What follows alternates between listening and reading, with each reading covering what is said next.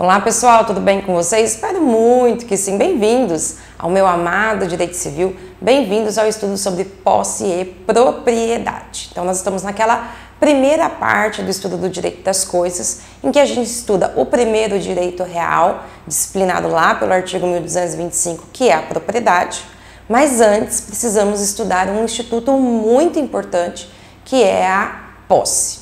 Vimos até a nossa última aula tudo acerca, então, do conceito de posse. Entendemos que posse, o conceito de posse vem da conjugação de vários dispositivos legais, que vão dizer o que é posse, ou na verdade, quem é o possuidor e quem não é o possuidor. A partir dessa aula, nós vamos então agora falar sobre a classificação da posse. Porque a posse, dependendo de alguns fatores acidentais, ela pode aí sofrer algumas nuances e, em razão disso, ter qualidades diferentes. E essas qualidades diferentes influenciam na tutela possessória. Mas antes, se você ainda não é inscrito nesse canal, por favor, vá lá, se inscreva, ative as notificações, deixe seu comentário, compartilhe esse canal com quem quer que você deseje. Eu estou respondendo todos os comentários, todas as perguntas que você tem deixado. Vai lá, me diz um oi, me diz o que você tem achado. E se quiser, também vai lá nas redes sociais, me adiciona, vamos lá bater um papinho, vamos trocar um pouquinho de experiências. Tudo bem? Então vamos lá? Vamos começar com a classificação. Eu vou falar um pouquinho, sobre a importância de classificar, mas já falaremos nessa aula sobre a primeira classificação, uma das mais importantes, que é a classificação da posse em posse direta e posse indireta. Então vamos lá, por que classificar? Por que o Código Civil classifica? Então aqui já começo falando um dos pressupostos. Essa classificação ela não é doutrinária. Essa classificação é uma classificação legal. A gente até vai ver que existem algumas classificações que são determinadas ou que são criadas pela própria doutrina, mas a maior parte delas é criada pela própria lei. Então a gente vai ver que o próprio Código Civil vai trazer a classificação da posse em indireta e direta, justa, injusta, de boa ou de má fé. E quando o Código Civil faz isso, é porque ele reconhece que, em razão de alguns fatores acidentais, a posse ela pode ter um atributo peculiar. E esse atributo peculiar pode gerar efeitos diferenciados a depender, então, do tipo de posse. Então, pode ser que uma posse, apesar de ser posse, ela tenha um tipo de tutela possessória, ou seja, eu posso me utilizar da ação possessória ou não. Dependendo do tipo de posse, eu posso ter direito a benfeitorias ou não. Então, a gente vai entender que, a depender do tipo de posse, há, pelo Código Civil, uma regularização diferenciada. A depender do tipo, da qualidade da minha posse, o Código Civil ele pode dar um tratamento diferenciado. Então é importantíssimo que a gente possa, quando a gente entender, ou quando a gente diagnosticar que há posse, eu ainda preciso descobrir de que qualidade é aquela posse. Então, primeira coisa, para saber se alguém pode, por exemplo, se utilizar de uma ação de manutenção de posse ou reintegração de posse, eu preciso descobrir se essa pessoa ela é possuidora. A partir do momento que eu descubro que ela é possuidora com a conjugação lá dos artigos 1196, 1198 e 1208, a partir do momento que eu consigo fazer essa conjugação e compreender que realmente ele é possuidor, eu ainda vou ter que classificar a qualidade da posse dele, para saber que tipo de direito ele tem em relação à sua posse. A gente vai ver que dependendo, por exemplo, da posse sendo de boa ou de má fé, eu posso sofrer uma redução para a aquisição da propriedade mediante a uso capião. Então, importantíssima a matéria, importantíssimo o conteúdo acerca da classificação da posse. Então, vamos começar com a primeira classificação, que é a classificação da posse direta e posse indireta. Essa classificação, ela está lá prevista pelo artigo 1197 e é uma classificação que só é permitida Porque o Código Civil adotou a teoria de Hering. Hering diz que possuidor é aquele que exerce um dos poderes inerentes à propriedade, de forma pública, de forma mansa, pacífica. Quando o Hering afirma que possuidor é aquele que exerce um dos poderes inerentes à propriedade, ele está admitindo que uma determinada pessoa exerça poderes de proprietário, mesmo sem ser o proprietário. E ele também está admitindo que o proprietário não exerça plenamente a sua propriedade, porque ele pode transmitir para outra pessoa ou ceder para outra pessoa alguns ou uns dos seus poderes que lhe são inerentes. Então, a teoria de Hering é que permite a classificação da posse em direta e indireta. Se nós estivéssemos lá ainda na teoria de Savigny, que dizia que possuidor é aquele que detém fisicamente a coisa com ânimo de dono, o proprietário que cedesse a casa para outra pessoa morar a título de locação, perderia a posse. E aí nós não poderíamos falar em classificação de posse direta ou posse indireta. Então, essa classificação ela só é permitida e decorre diretamente da teoria objetiva de Hering. Qual é a relevância de nós identificarmos uma pessoa como possuidora direta ou possuidora indireta? Aqui nós estamos diante de uma necessidade de tutela possessória. Então essa classificação ela é importantíssima quanto ao autor de uma ação possessória. Quem pode ser autor de uma ação possessória? Possuidor. Agora, pode ser o direto, pode ser o indireto, tem que ser o direto e o indireto ao mesmo tempo? Então, entender essa classificação nos permite também entender quem deverá figurar no polo ativo de uma ação possessória. É essa a relevância dessa primeira classificação. Bom, então, como é que eu compreendo essa classificação da posse direta e da posse indireta? Se possuidor é aquele que exerce um ou alguns dos poderes inerentes à propriedade, pode ser que eu tenha uma pessoa que, sendo proprietária de uma coisa, resolva não exercer todos os poderes inerentes a essa propriedade. Talvez ela não queira usar, gozar, dispor e reaver a coisa de quem quer que a detenha de forma plena. Talvez ela deseje que alguns desses poderes inerentes à propriedade sejam então transmitidos para outra pessoa ou para outras pessoas. Então, nesse caso, vamos imaginar que a Marta, sendo proprietária desse imóvel, o dá em locação para José. A Marta, quando ela cede para o José o direito de usar e gozar da coisa, ela está transmitindo alguns dos poderes inerentes à propriedade, mas ela está reservando para si alguns desses poderes inerentes também. Se ela reserva para si alguns desses poderes inerentes também, ela continua sendo possuidora e o José, ele será possuidor também. Só que ela, como não detém fisicamente a coisa, ela é possuidora indireta e o José é possuidor direto. Tudo isso por conta da tutela possessória, ou seja, quem pode defender a posse desse imóvel? Quem é ou quem poderá ser o responsável para entrar com uma ação possessória se um terceiro venha e afronte essa posse, afronte esse imóvel, turbe ou esbule esse imóvel? Tanto Marta pode entrar com uma ação possessória em face de Sônia, quanto José pode entrar com uma ação possessória em face de Sônia. E aqui o Código Civil, ele quando reconhece esse desdobramento da posse, quando ele reconhece a possibilidade de que um possa exercer posse indireta e o outro posse direta, ele está admitindo ou dispensando o que a gente chama de litisconsórcio ativo necessário. Então, não há por parte do Código Civil a obrigatoriedade de que tanto Marta quanto José precisem juntos entrar com uma ação possessória.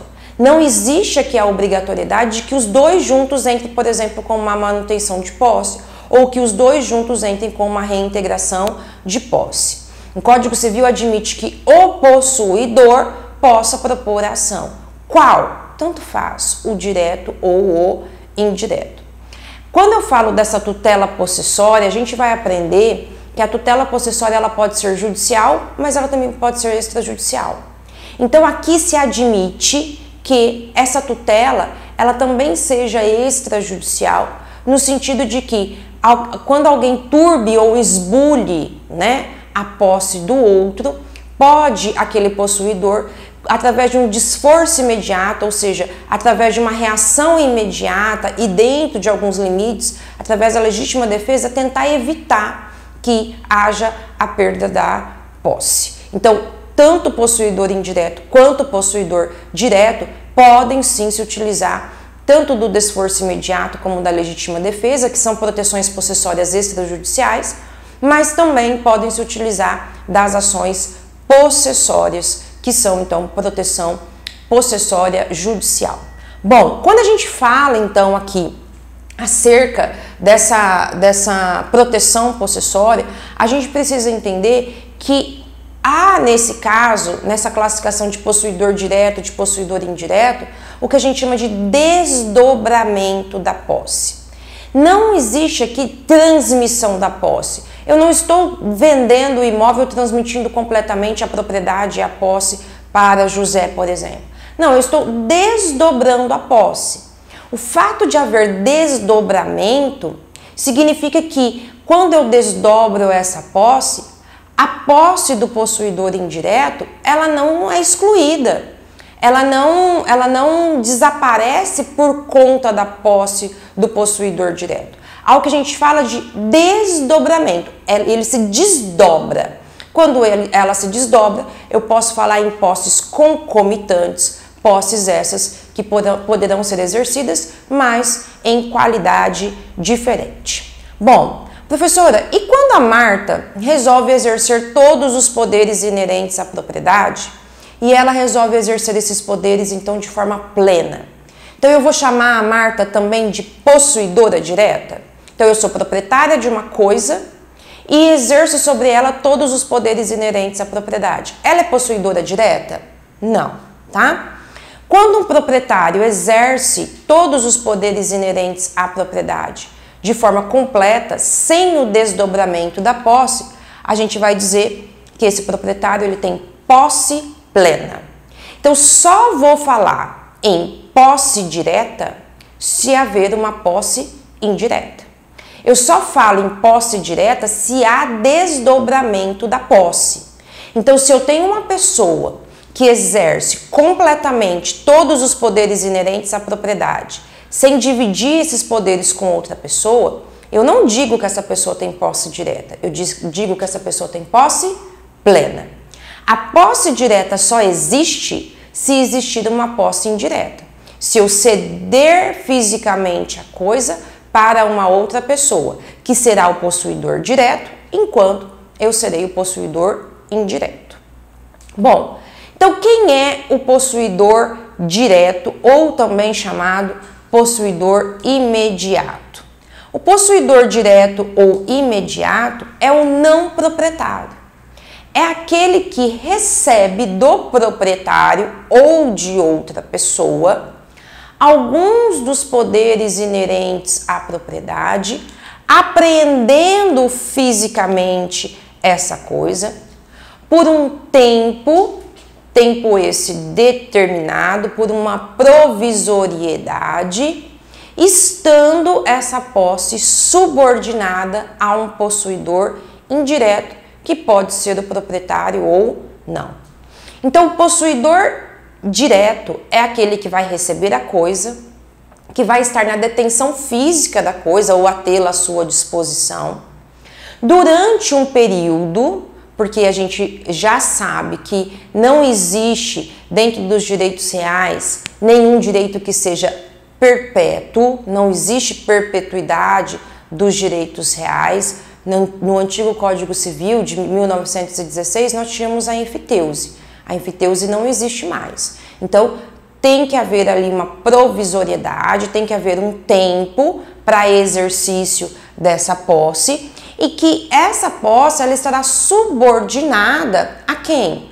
Ao possuidor indireto, ao proprietário. Ou seja, é esse possuidor indireto que vai ditar quando da relação negocial, seja relação obrigacional, seja relação de direito real, é que vai ditar os limites e o exercício dessa posse. Por exemplo, vamos imaginar que essa posse direta ela veio a partir de uma relação de direito real constituída mediante usufruto. Se constituiu o usufruto em favor de José, o usufruto permite que o usufrutuário possa exercer sobre a coisa o direito de usar e gozar e pode exercer esse direito de usar e gozar de forma ampla. Diferente, por exemplo, do direito real de habitação. Vamos imaginar que a Maria ceda aqui para o José esse imóvel a título de direito real de habitação e o próprio nome já está dizendo.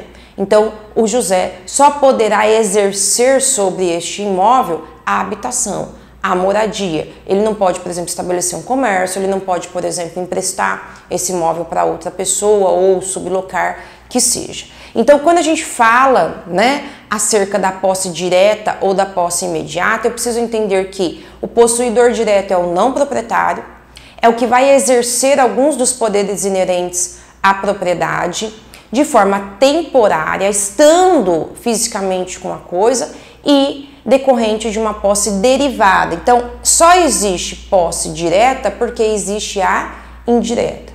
A posse direta, ela deriva do direito de propriedade de alguém.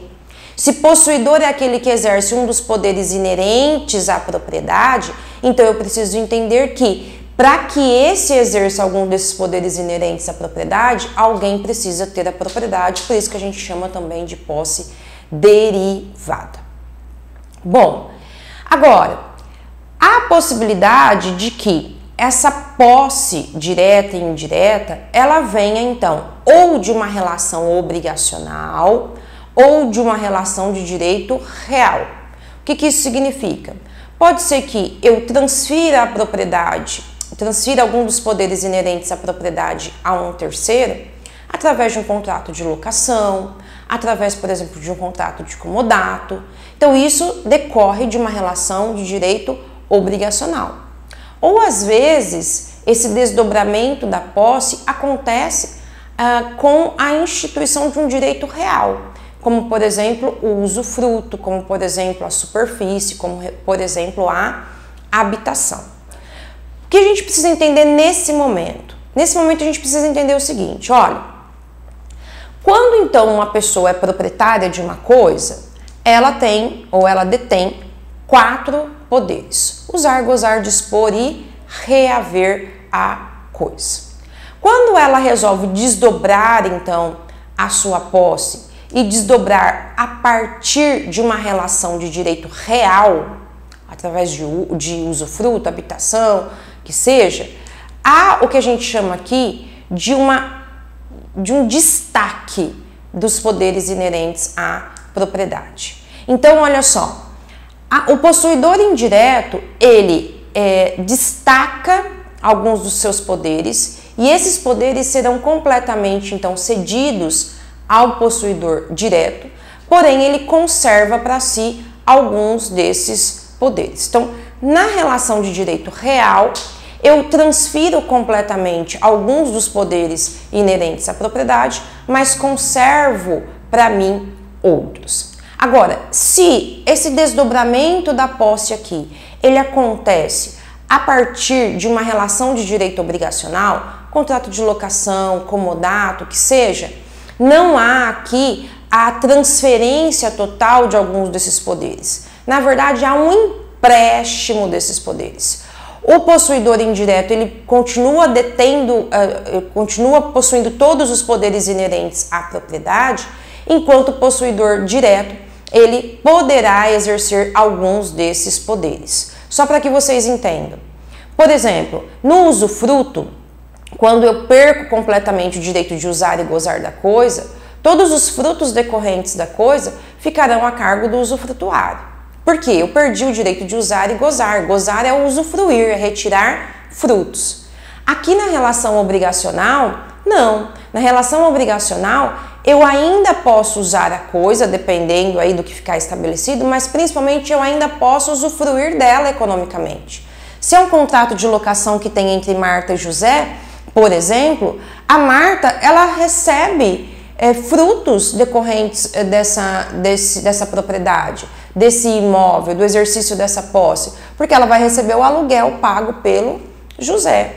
Agora, vamos imaginar que lá nesse imóvel tenha uma árvore, né? Ou tem uma plantação lá de manga, né? De quem são esses frutos naturais? Do José. Por quê? Porque ele também tem o direito de usar e gozar. Então, percebam que na relação de direito obrigacional não se destacam esses poderes. O possuidor indireto se mantém com todos os poderes, podendo inclusive usufruir da coisa economicamente, mas emprestando ou cedendo alguns desses poderes, dividindo alguns desses poderes com o possuidor direto. E o possuidor indireto, quem é? O possuidor indireto é o proprietário que de forma temporária cede alguns dos seus poderes inerentes à propriedade, mas conserva para si esses poderes, conserva para si alguns desses poderes. Todos eles, se tratar de relação obrigacional, ou alguns deles, se tratar de relação de direito real. Bom, agora, já vimos que a classificação da posse direta e indireta, ela é importante para a gente saber quem é o autor da ação possessória.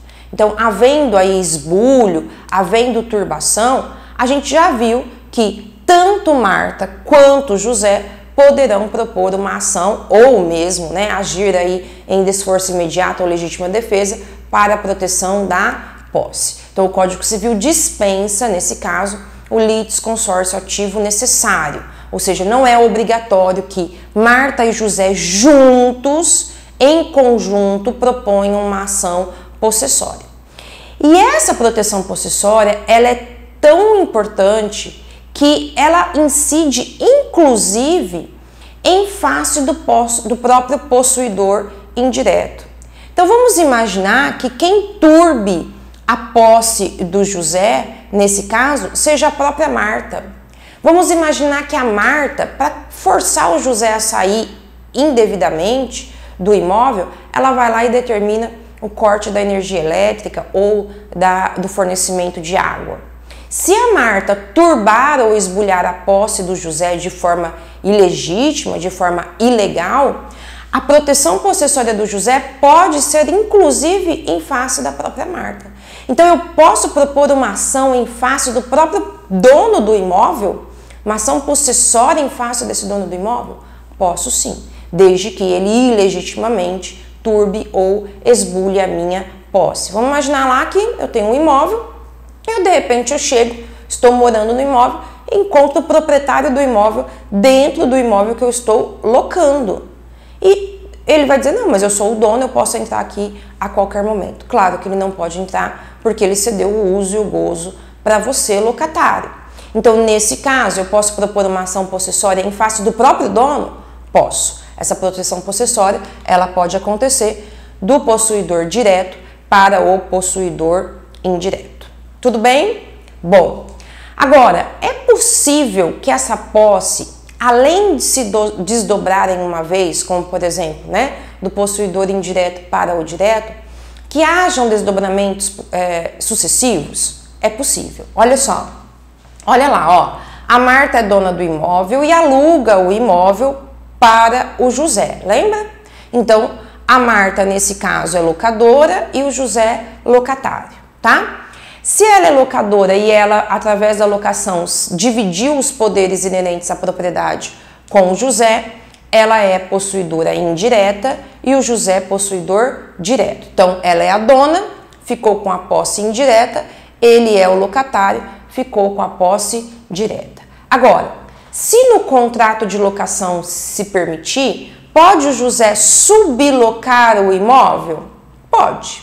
Então ele contratou o contrato de locação com a Marta, mas ele não vai morar no imóvel, ele quer sublocar para uma terceira pessoa. Ele pode fazer isso? Pode. Aí nós teremos um sublocatário que será o possuidor direto, só que agora o José será possuidor indireto. Então percebam que há uma cadeia de desdobramento e que a posse direta só será exercida pelo último.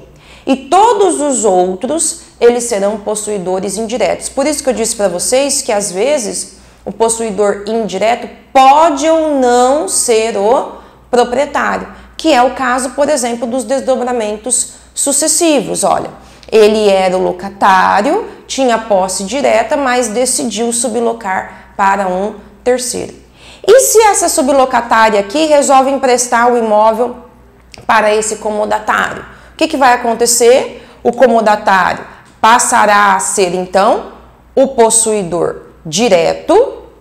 Esse que era o sublocatário, agora é o comodante, passa a ser o possuidor indireto. Então, todos que passaram ou que desdobraram essa posse serão possuidores indiretos e somente o último é o possuidor direto. Se alguém atentar contra a posse, por exemplo, aqui do comodatário, se vir um terceiro invadir a casa do comodatário, quem pode propor uma ação de reintegração de posse? Todos, qualquer um deles. Todos são obrigados conjuntamente? Não, não existe litisconsórcio ativo necessário para a defesa da posse. Qualquer um deles sozinho poderá propor uma reintegração de posse. Professora, mas a dona nada tem a ver com esse comodatário. Ela pode propor uma ação de reintegração de posse para tirar o terceiro do imóvel? Pode, porque ela é possuidora. Então, tanto possuidor direto quanto possuidor indireto possuem a possibilidade aí de defesa da posse. Seja essa defesa extrajudicial, através do desforço imediato ou da legítima defesa, seja essa defesa judicial através das ações possessórias, manutenção, reintegração e interdito proibitório. Tudo bem, pessoal? Encerramos, então, nossa primeira classificação da posse. Na nossa próxima aula estudaremos uma classificação muito importante e eu espero vocês. Espero que vocês fiquem bem, fiquem com Deus e até lá!